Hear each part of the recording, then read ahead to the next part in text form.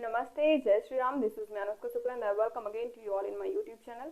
तो last lecture में हम लोगों ने देखा था कॉची सीक्वेंस को और उस पे बेस्ड जितने भी थ्योरम्स या फिर हमारे क्वेश्चन थे इंपॉर्टेंट, उन सबको हमने कवर किया था। और लास्ट जो टॉपिक मैंने आपको पढ़ाया था वो था क्या, कंप्लीट मेट्रिक स्पेस। और आज के इस लेक्चर में हम लोग देखने वाले हैं कि कंप्लीट मेट्रिक स्पेस पे बेस्ड जितने भी इंपॉर्टेंट क्वेश्चंस हैं उन सारे के सारे क्वेश्चंस को हम लोग इस लेक्चर में कवर करेंगे। तो अगर आपने लास्ट लेक्चर नहीं देखा तो पहले आप उसको देख के तब ये वाली वीडियो देखिए, तो आपको ज़्यादा समझ में आएगा कि कंप्लीट मेट्रिक स्पेस होता क्या है। तो मैं एक बार इसे बता देती हूँ कि कंप्लीट मेट्रिक स्पेस होता क्या है। कंप्लीट मेट्रिक स्पेस एक ऐसा मेट्रिक स्पेस होता है जिसके अंदर जितने भी एलिमेंट्स होते हैं हमारे, वो जितने भी कॉची सीक्वेंस होते हैं वो कन्वर्ज करते हैं उसी एक्स के अंदर। जैसे एक्स हमारा मेट्रिक स्पेस है ना, तो इसके अंदर जितने भी कॉची सीक्वेंस होंगे वो उस एक्स के अंदर क्या करेंगे, कन्वर्ज करेंगे। अब इसके लिए आपको पता होना चाहिए कि कॉची सीक्वेंस क्या होते हैं, तो आपको पिछला लेक्चर पढ़ना बहुत ज़रूरी है। तो चलिए वीडियो की स्टार्टिंग करते हैं। देखिए, तो जो ये पहला क्वेश्चन हमारे सामने गिवन है, ये मैंने दूसरे टर्म में लिखा हुआ है। इसमें लिखा है कि let x is equal to c a b and d f of g is equal to supremum, इस तरीके से करके convergence with respect to d is equivalent to a uniform convergence. और जो आपकी बुक में गिवन है वहां पे गिवन है कि कोई C A comma B is said to be complete metric space with respect to supremum of the function. ठीक है, कोई आपके पास सुप्रीमम गिवन होगा, उसके लिए जो आपका ये कंप्लीट क्या बोलते हैं इसको, set of all real valued continuous function है। ठीक है, set of all real valued continuous function ये हमारा कंप्लीट होगा किसके लिए, सुप्रीमम के लिए। ठीक है, सुप्रीमम यहाँ पे हमारे सामने गिवन है, इसके लिए क्या होगा, ये कंप्लीट होगा। प्रूफिंग कैसे करेंगे हम लोग, सबसे पहले अगर सुप्रीमम मेट्रिक स्पेस की बात की गई है तो हम समझेंगे कि यूनिफॉर्म कन्वर्जेंट क्या होता है। तो अगर हम मान लेते हैं कि हमारे पास कोई एफ एन ऑफ एक्स कोई क्या गिवन है, सीक्वेंस गिवन है हमारे सामने, और ये डिफाइन होता है किसके अंदर, ए कॉमा बी, कोई क्लोज इंटरवल के अंदर A comma B real valued function है। इसमें क्या होता है, ये डिफाइन होता है। तो यूनिफॉर्म वो कब बोला जाएगा, वो यूनिफॉर्म तब बोला जाएगा if there exist epsilon positive. अगर वहाँ पे कोई एप्सिलॉन पॉजिटिव हमारा एग्जिस्ट करता है तो mod of f n of x minus f of x less than किससे होगा, हमारा एप्सिलॉन से। और लेस देन एप्सिलॉन जो होगा for all values of n is greater और इक्वल्स टू m। यहाँ पे जो n होता है ना, वो n हमारा इन a b में से कोई वैल्यूज होंगी। ठीक है, n जो होगा वो हमारा लाई करेगा किसमें, a b में। ठीक, यही होता है कि हमारा यूनिफॉर्म कन्वर्जेंट। अगर कोई सीक्वेंस हमारे पास गिवन है यहाँ पे, वो किस तरीके से डिफाइन होता है, इस open close interval a b के अंदर वो डिफाइन होता है। तो वहां पे कोई एक एप्सिलॉन पॉजिटिव क्या होगा, एग्जिस्ट करेगा, जिसके लिए f n of x minus f of x की जो वैल्यू होगी वो लेस देन एप्सिलॉन होगी for all values of n is greater और इक्वल्स टू एम। यहाँ पे एन की जो वैल्यू होगी वो एप्सिलॉन से वो ए बी के अंदर क्या करेगी, लाई करेगी। तो इसकी प्रूफिंग को कैसे देखते हैं, आपकी बुक में जो गिवन है वो इस तरीके से गिवन है कि if we have C A comma B, मतलब set of all real valued continuous function. इसका मतलब होता है set of all real valued continuous function is complete metric space with respect to supremum metric. ठीक है, ये सुप्रीमम है, उसके सुप्रीमम मेट्रिक के रिस्पेक्ट में जो हमारे पास ये कंप्लीट कॉन्टिन्यूअस फंक्शन गिवन है, ये हमारा क्या होगा, कंप्लीट मेट्रिक स्पेस फॉर्म करेगा। तो उसके लिए बहुत ही सिंपल सी प्रूफिंग है इसकी, देखते हैं क्या है। मान लेते हैं कि एफ एन है हमारा सीक्वेंस। ठीक है, sequence of function is in x, कोई एफ है, एफ एन है जो हमारा सीक्वेंस ऑफ फंक्शन है किसके अंदर में, एक्स के अंदर में। एंड लेट एफ बिलोंग करेगा हमारा एक्स में। मान लेते हैं कि जो एफ है वो हमारा एक्स में बिलोंग कर रहा है। तो अगर आपने पढ़ रखी होगी कन्वर्जेंस की, मैंने कन्वर्जेंस जब स्टार्टिंग में पढ़ाया था तो उसकी डेफिनेशन यही कहती थी, अगर एफ हमारा एक्स में बिलोंग कर रहा है, एफ उसकी लिमिट फॉर्म कर रहा है, f n tends to f, मतलब एफ एन जो होगा वो कन्वर्ज करेगा एफ पे with respect to d. If and only if for every epsilon positive there exist a positive integer and not such that. अगर आपने पढ़ा होगा तो आपको पता होगा कन्वर्जन की डेफिनेशन क्या होती थी।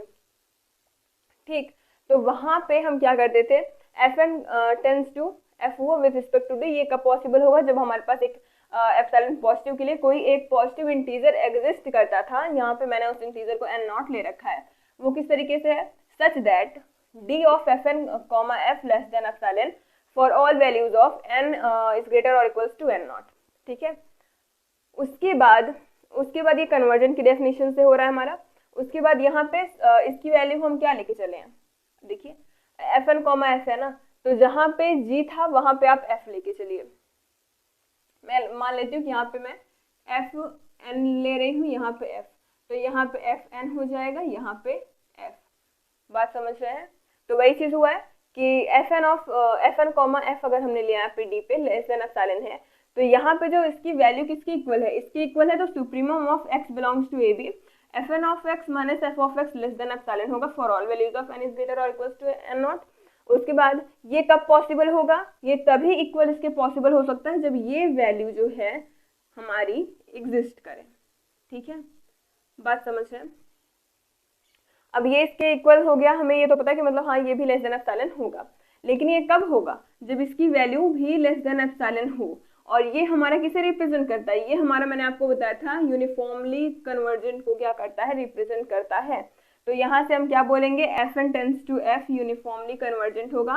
तो जो एफ एन सीक्वेंस है हमारा वो यूनिफॉर्मली कन्वर्जेंट हो गया, या फिर इसे हम क्या बोलेंगे, ये कंप्लीट मेट्रिक स्पेस हो गया है। ठीक है, कंप्लीट मेट्रिक स्पेस इसने फॉर्म किया।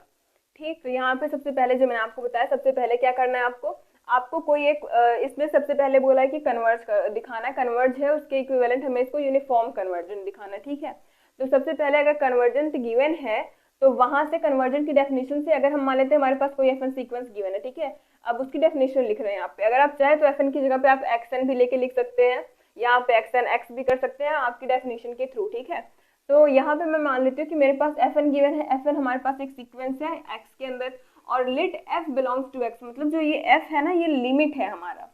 ठीक है, अगर आपने कन्वर्जन की, अगर आपको डेफिनेशन याद होगी, एफ हमारा लिमिट होता है एक्स के अंदर, तो जब लिमिट होता है एक्स के अंदर तो by the definition of convergent of metric space ये चीज हमें देखने को मिलती है, मतलब उसकी जो लिमिट होती है जिसपे वो कन्वर्ज करता है फंक्शन, और उस फंक्शन का जो डिस्टेंस होता है वो किसी एप्सिलॉन पॉजिटिव यहाँ पे है उससे लेस देन होता है। ठीक है, ये उसकी डेफिनेशन होती है, तो उसकी डेफिनेशन से हमने यहाँ पे ये लिख दिया, सिंपल सी चीज है। और उसके बाद इसी को हमारे पास जो ये फंक्शन यहाँ पे गिवन था सुप्रीमम वाला कि ये इस सुप्रीमम के इक्वल आएगा, तो उसको हमने यहाँ पे लिख दिया। ठीक, अब अगर ये पॉसिबल है, ये पॉसिबल तभी हो सकता है जब ये चीज इस तरीके से हो, मतलब mod of f n of x minus f of x अगर लेस देन एप्सिलॉन है तभी उसका सुप्रीमम भी लेस देन एप्सिलॉन होगा। तो अगर ये पॉसिबिलिटी हमारे पास आ गई तो यही हमारी यूनिफॉर्मली कन्वर्जेंट को रिप्रेजेंट करती है, तो यहाँ से ये यूनिफॉर्मली कन्वर्जेंट हो जाएगा, और उसके बाद ये कंप्लीट मेट्रिक स्पेस को भी रिप्रेजेंट करेगा। कौन, इसे क्या बोलते हैं, set of all real valued continuous function, ये हमारा कंप्लीट मेट्रिक स्पेस को रिप्रेजेंट करेगा। तो आप इसको नोट डाउन करिए। अब देखिए, अब जो क्वेश्चन हमारे सामने गिवन है यहाँ पे, अब आपको इसमें और जो भी मैंने अभी आपको पहले बताया इन दोनों में थोड़े से सिमिलैरिटी दिखेगी, लेकिन इसमें डिफरेंस क्या है मैं आपको बताती हूँ। देखिए, यहाँ पे हमारे पास again set of all real valued continuous function given है, उसके बाद एक मेट्रिक स्पेस डिफाइंड है इस तरीके से सुप्रीमम में करके, और यहाँ पे देखिए क्या बोला है कि be uniform matrix on x so that x comma D is complete matric space. अभी हम लोग उसको क्या करते थे कि यूनिफॉर्म मैट्रिक हम लोग अभी तक दिखाते थे, यूनिफॉर्म कन्वर्जेंस, लेकिन यहाँ पे हमारे पास गिवन ही है कि यूनिफॉर्म कन्वर्जेंस है, यूनिफॉर्म मैट्रिक ऑन एक्स।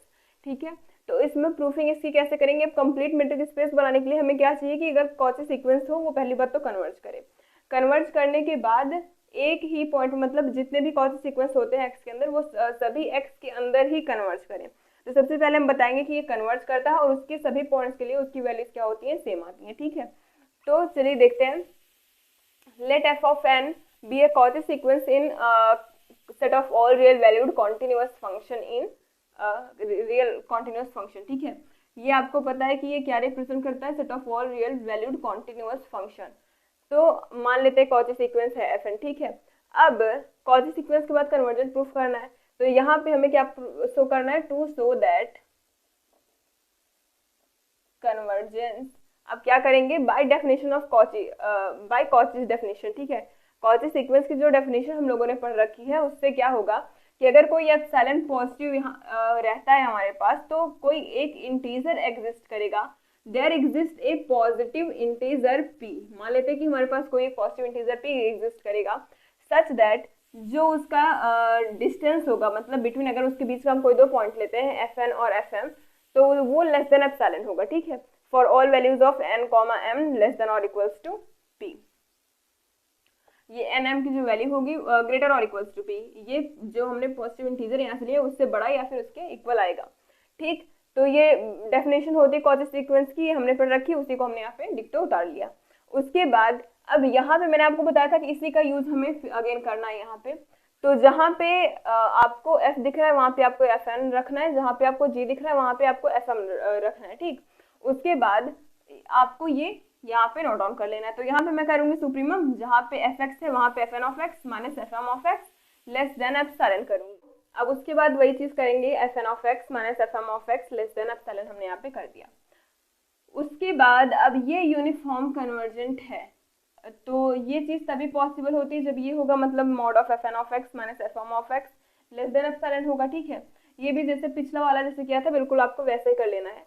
तो यहाँ से क्या हो जाएगा कि जो fn x है वो fn x is cause a sequence of real number hence converged to a real number. Define इस तरीके से हम लोगों ने कर लिया, ठीक। अब जैसा हम लोगों ने पिछले वाले में किया था बिल्कुल वैसा ही किया है, बस यहाँ पे क्या किया कि ये आगे इसके और थोड़ा सा स्टेप लेके जाएंगे हम लोग। यहाँ तक कर लिया कि fn x जब वो कॉची सीक्वेंस होगा रियल नंबर्स का और कन्वर्ज करेगा किस पे, रियल नंबर्स पे। अब इसके आगे जो प्रोसेस करने वाले बहुत छोटा सा प्रोसेस है, ज़्यादा बड़ा नहीं है। वहाँ पे क्या दिखाएंगे कि इसके जितने भी एलिमेंट्स होंगे वो सेम नंबर पे क्या करेंगे, कन्वर्ज करेंगे, ठीक है, किसी एक सेम पॉइंट पे कन्वर्ज करेंगे। दैट मीन्स वो कॉन्टिन्यूअस फंक्शन फॉर्म करेंगे। कॉन्टिन्यूअस का मतलब क्या होता है कि उसकी left hand side right hand side इस तरीके से इक्वल आती है लिमिट के। तो वहां से हम लोग क्या करेंगे कि जब उसका पॉइंट सारा का सारा सेम है तो हम यहाँ पे क्या बोलेंगे कि ये भी सेम पॉइंट पे क्या करेगा, एक ही पॉइंट पे कन्वर्ज करेगा। तो आगे देखते हैं आगे की स्लाइड में कि क्या आता है। तो अब हम लोग क्या करेंगे कि m को इन्फिनिटी पे लेके जाएंगे। हमारे पास गिवन क्या था, fn of x minus fm of x less than epsilon, और उसको जो हम लोगों ने कन्वर्जन को जो डिफाइन किया था वो क्या था कि fn की जो वैल्यू होती है वो limit n tends to infinity fn of x के इक्वल होती है। तो अगर मैं m को इनफाइनाइट करूं, ठीक है, तो f ऑफ x है यहाँ पे, अगर मैं m को इनफाइनाइट करूं तो f ऑफ x को क्या मैं लिख सकती हूँ कि limit m tends to infinite fm of x। तो उसकी जो वैल्यू आएगी वो किसके इक्वल आएगी, f ऑफ x के। मान लेते हैं कि यहाँ पे m कर देते हैं, ठीक है, जहाँ पे n है वहाँ पे m कर देते हैं।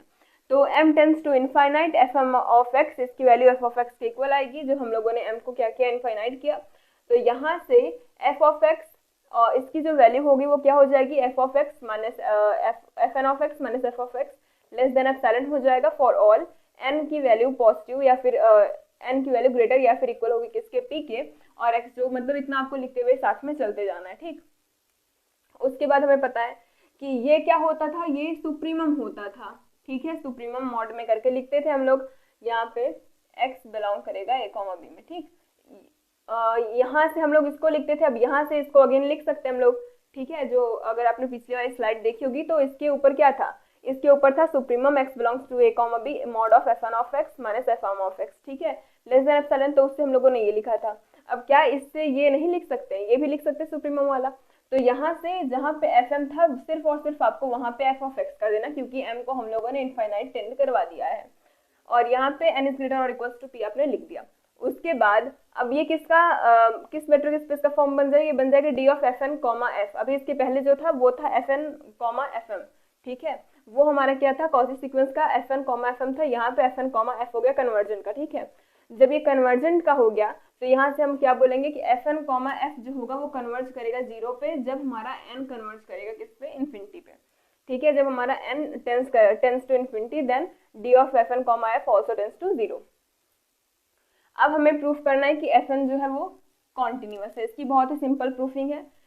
तो अब ये प्रूफ करने के लिए हम क्या लेंगे, मान लेते हैं कि कोई x0 है जो a, b से बिलोंग कर रहा है, और fn जो है वो टेंड्स कर रहा है f पे for n positive, there exist a positive integer and not such that d of fn f less than n/3।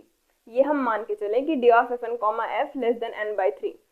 तो for all values of n is greater और इक्वल्स टू n0, अगर ये इस पे कन्वर्ज कर रहा है, ठीक है, कन्वर्ज कर रहा है किस वैल्यू पे, फॉर जब हम लोग क्या करते थे, यहाँ पे n/3 करते हैं, ठीक, n/3 पॉजिटिव, तो हमारे पास एक कोई n0 मिलता था, ठीक है। जो कन्वर्जन की डेफिनेशन होती थी उसमें क्या होता था कि जब वो कन्वर्ज करता था तो वहाँ पे हमें एक पॉजिटिव इंटीजर मिलता था, पॉजिटिव वैल्यू मिलती थी एप्सिलॉन की, उसके लिए कोई एक पॉजिटिव इंटीजर मिलता था n। तो वहाँ पे हम लोग क्या लिखते थे, d of xn x less than epsilon करते थे for all values of n is greater और इक्वल्स टू n0, इस तरीके से करके। तो यहाँ पे क्या करेंगे कि अगर हमारा fn f जो है, ये चीज हम लेके चल रहे हैं, ठीक है, fn टेंस कर रहा है f पे, किस वैल्यू के लिए, वहां पे हमें n/3 पॉजिटिव देखने को मिल रहा है। एप्सिलॉन की वैल्यू यहाँ पे हम लोगों ने क्या कर ली, n/3। ठीक, ए पॉजिटिव इंटीजर n0, यहाँ पे एक n0 क्या करेगा, लाई करेगा, सच दैट ये कन्वर्जन की डेफिनेशन हो गई। बात समझ में आई आपको? लेस देन एप्सिलॉन जहाँ करते थे वहीं पे आपको n/3 कर देना, बस इतना वैल्यू आपको करना है। ठीक है, उसके बाद अब इसको हम सुप्रीमम के फॉर्म में लिखेंगे। ठीक है, क्योंकि इसकी वैल्यू सुप्रीमम के जो हम लोगों ने शुरू में लिखा था, तो D of f n f comma g क्या लिखा था, supremum of f of x minus g of x less than epsilon. वही चीज करेंगे, यहाँ पे एप्सिलॉन की वैल्यू है n/3 और एफ एन कॉमा एफ है, तो supremum x belongs to a comma b, f n of x minus f of x less than n/3 कर दिया। ठीक है, बस आपको घुमा फिरा के वही करना है। सुप्रीमम से आपको लेके जाना है मॉड्यूलस में, मतलब यूनिफॉर्म कन्वर्जन की फॉर्म में। यूनिफॉर्म कन्वर्जन से आपको फिर सुप्रीमम में लेके आना है। देखिए, इसके पहले गिवन था सुप्रीमम वाला फॉर्म। ठीक है, इसके आगे सुप्रीमम लगा हुआ था, यही चीज सारी थी। उसके बाद हम लोगों ने इसे मॉड में लेके आया। मॉड में ले आने के बाद m को आप सीधा रिप्लेस कर दीजिए, हटा दीजिए m को यहाँ से। ठीक है, m को हटाने के बाद फिर ये जो वैल्यू है, फिर इसको सुप्रीमम में लेके आए। सुप्रीमम में लेके आने के बाद इसको हम लोगों ने कन्वर्जन के फॉर्म में लाए। कन्वर्जन के फॉर्म में लाने के बाद हम लोगों ने यहाँ पे एप्सिलॉन की वैल्यू को सीधा आप समझिए n/3 रख दिया। n/3 रखने के बाद फिर ये ऊपर चले गए, जहाँ पे एप्सिलॉन था वहां पे भी n/3 रख दिया। बात समझ में आ रही? सिर्फ यही चीज किया है। उसके बाद इतनी जो वैल्यू होगी हमारे पास, तो f n of x minus f m of x की जो वैल्यू होगी वो लेस देन n/3 होगी। फिर वही चीज किया, देखिए सुप्रीमम से फिर हम लोग यूनिफॉर्म कन्वर्जन का जो फॉर्म होता है वहां पे फिर चले आए। देखिए, यहाँ से सुप्रीमम पे गए थे, फिर उससे कन्वर्जन के पे गए थे, फिर कन्वर्जन पे एप्सिलॉन की वैल्यू को चेंज किया, फिर सुप्रीमम पे गए, फिर मॉड्यूलस पे आ गए। वही घूम फिर के वही कर रहे हैं। अब यहाँ पे आपको n की वैल्यू को n0 रख देना है। n की वैल्यू को n0 इसमें रखेंगे, n0 minus f of x less than n/3। ठीक है, लेस देन n/3 हो गया। उसके बाद अब आपको x की वैल्यू को x0 रख देना है। ठीक, F of n0 x0 minus f of x0 less than n/3।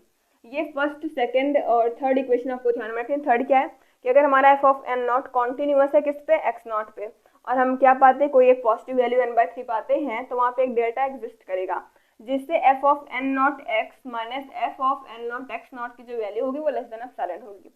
ठीक है, अब इन्हीं तीनों इक्वेशन का हम यूज करेंगे, इस वाले का, इसका और इसका। ये बहुत ही सिंपल है, बस अब इन तीनों का सम करके हमारा जो सॉल्यूशन आएगा सिर्फ उसी को हम लोग लिखेंगे। तो ये जो फर्स्ट इक्वेशन हमारे सामने गिवन थी, ये जो सेकंड थी, ये थर्ड। ठीक है, फर्स्ट सेकंड थर्ड का हम लोग यूज करने वाले हैं। अब देखिए, अगर मैं यहाँ पे लिखूं mod of f of x minus f of x not, तो अब मैं इसको किस तरीके से लिख सकती हूँ, मैं यहाँ पे एफ नॉट ऑफ एक्स को सब्ट्रैक्ट कर दिया, एफ नॉट ऑफ एक्स को ऐड कर दिया, तो क्या एफ नॉट ऑफ एक्स इस पे कोई डिफरेंस डालेगा? नहीं, ये दोनों कैंसिल आउट हो जाएंगे। और उसके बाद f of n not x not को मैंने ऐड किया, f of n not x not को मैंने सब्ट्रैक्ट किया, तो क्या ये कुछ इस पे इफेक्ट डालेंगे? नहीं डालेंगे। तो हमारे पास फाइनली क्या बचेगा, F of x minus f of x not. तो सिर्फ मैंने क्या किया, इसको ऐड और सब्ट्रैक्ट किया, इसको ऐड और सब्ट्रैक्ट किया। ठीक है, और ये वैल्यू अगर यहाँ से मैं काट दूं तो ये किसके इक्वल आएगी, सीधा F of x minus x not की इक्वल आएगी। अब मुझे क्या करना है, इनको एक साथ में लेके करना है, मतलब जो हमारे पास यहाँ पे गिवन है। तो यहाँ पे मैं कर लेती हूँ f of x minus f of n not x को एक साथ में। देखिए यहाँ पे पहले वाले में f of n not x minus f of x है, तो इसको एक साथ में किया। यहाँ पे f of n not x not है minus f of x not है, इसको साथ में किया। उसके बाद f of n not x है minus f of n not x not है, इसको एक साथ में किया। यहाँ पे इनकी जो वैल्यू आएगी वो लेस देन और इक्वल्स टू, यहाँ पे देखिए लेस देन और इक्वल्स टू क्यों आया, क्योंकि हमने यहाँ पे मॉड को ब्रेक किया। यहाँ पे टोटल मॉड लगा हुआ था यहाँ से लेकर के यहाँ तक। ठीक, उसके बाद मैंने मॉड को ब्रेक किया, एक यहाँ पे लगा, फिर यहाँ मॉड को ब्रेक किया, तो यहाँ पे लेसर और इक्वल्स टू की ग्रेटर और इक्वल्स टू की साइन आ गई। ग्रेटर और इक्वल्स टू की साइन है ये, मतलब ये लेसर और इक्वल्स टू है और ये ग्रेटर और इक्वल्स टू है। तो यहाँ पे इसकी वैल्यू को n/3 रखा, यहाँ पे n/3, यहाँ पे n/3, तो ये कितना हो गया, ये हो गया 3n/3। 3 से 3 कैंसिल, बचा सिर्फ n। इसकी वैल्यू किसके इक्वल आ गई, किससे लेस हो गई, n से। For all values of x minus x not less than delta, तो यहाँ से हम बोलेंगे कि f जो होगा वो कॉन्टिन्यूस होगा किस वैल्यू पे, x नॉट पे। ठीक है, this is true for all values of x belongs to x not. यहाँ पे हमने एक वैल्यू ली थी जो बिलोंग करती थी a, b से। ये x की सारी वैल्यू जितनी भी बिलोंग करती है इस a, b से, उनके लिए ये क्या हो जाएगा, ट्रू, मतलब ये कॉन्टिन्यूस हो जाएगा। तो यहाँ से f जो है वो कॉन्टिन्यूस होगा किसके अंदर, a, b के अंदर। तो f जो होगा वो बिलोंग करेगा set of all real value to continuous function के अंदर, और ये हमारा क्या हो जाएगा, कंप्लीट मैट्रिक्स स्पेस फॉर्म करेगा। बात समझ में आ गई। सिर्फ जो खेल था वो सुप्रीमम से यूनिफॉर्म। तो आज की वीडियो में बस इतना ही, मिलते हैं आपसे नेक्स्ट वीडियो में, क्योंकि जितने भी हमारे इंपॉर्टेंट क्वेश्चंस थे वो सिर्फ यही 2 थे जो एग्जाम में आ सकते हैं। अगर आएंगे तो आपको सिर्फ यही अप्लाई करना है जो मैंने अभी अप्लाई करके आपको दिखाया। 2 के 2 क्वेश्चंस कराया, दोनों में मैंने वही चीज़ अप्लाई करी है, सुप्रीमम की डेफिनेशन को और यूनिफॉर्म कन्वर्जन की डेफिनेशन को अप्लाई किया है। उसके बाद नेक्स्ट लेक्चर में हम लोग देखेंगे कुछ और इंटरेस्टिंग और नए टॉपिक्स को। तो अगर आपको ये वीडियो अच्छी लगती है तो लाइक करिएगा, अपने फ्रेंड ग्रुप में शेयर करना मत भूलिएगा, and subscribe for more videos. Thanks for watching.